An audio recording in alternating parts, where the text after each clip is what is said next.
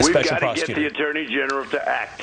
He's got to act, and he's got to act fast. He's got to appoint somebody. This is major corruption, and this has to be known about before the election. That was President Trump back in October trying to get his attorney general to quickly investigate corruption claims against Hunter Biden. Now, according to the Wall Street Journal, Bill Barr actually knew about them then, but kept it under wraps to avoid affecting the election. And the mainstream media has also worked pretty well to keep the whole story quiet. I want to bring in Arkansas Republican Congressman and House Intelligence Committee member Rick Crawford on this. Congressman, I don't even know where to begin, because we were all told we were dumb. It was Russia. It was a desperate president. But we're talking about officials in the highest parts of our government, once again, knowing something and not sharing that information for political reasons. Yeah, this, had 50 national security officials, former national security officials said, oh, this is a classic Russia propaganda campaign, nothing to see here. And then, several in the mainstream media dismissed this as just a tactic of conservatives, trying to gin up some sort of smear campaign, an October surprise. This wasn't an October surprise. This may go back all the way to 2018. And my question is, at what point do you say, we're going to enforce the law regardless of what the political outcome might be? So I know that you're concerned that you don't want to disrupt or affect the outcome of the election, but this affected the outcome of the election by not doing anything. It affected the outcome of the election. If you had gone back when this first became an issue, possibly as far back as 2018, Joe Biden would have never been a candidate had this been public at that time. So it most definitely affected the outcome of the election. So then where do we go from here? Well, we're going to have to stop that standard for one thing.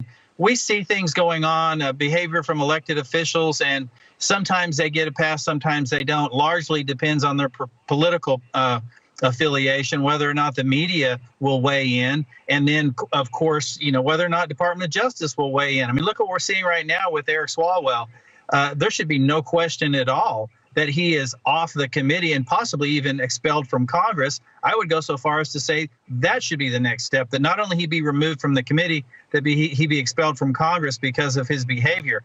But look, the media drive the narrative, and if Department of Justice doesn't get a cue, apparently, if they don't get a cue from the media, they don't want to act. All right, so you got the media circling the wagons, the federal government following the lead in the media, and then, there's this idea of perhaps justice either not, happening or being diverted.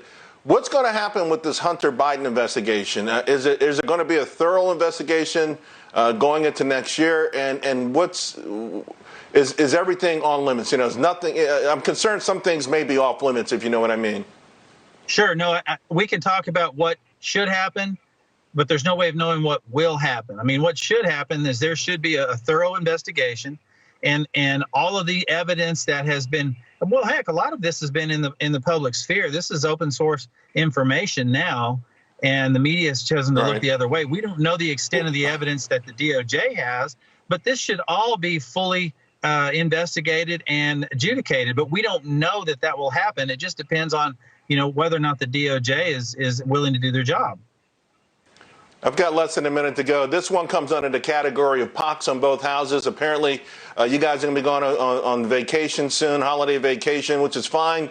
But a lot of Americans won't be able to enjoy it. We know that. We saw another 800,000 join the initial jobless claims on Thursday. What's going on there that Congress cannot get its act together, despite the fact that over 20 million Americans are still on some form of unemployment claims, the fact that every single day, hundreds and hundreds, perhaps thousands of small businesses are closing shop for good? What is going on that they can't do some kind of a deal?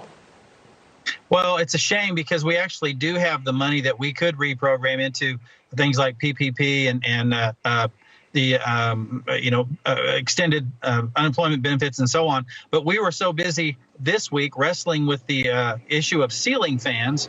That actually happened. We voted on ceiling fans this week, that we don't have time to address the more pressing issues of economic relief during this time of pandemic. And so it's an absolute travesty that the leadership of Pelosi, Hoyer, and others chose to go that route rather than to take on the serious issue of providing economic relief, particularly at this time of the year.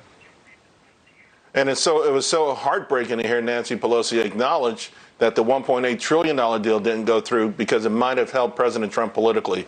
Congressman Crawford, always appreciate you coming on. Thank you very much. Yes, sir. Thank you.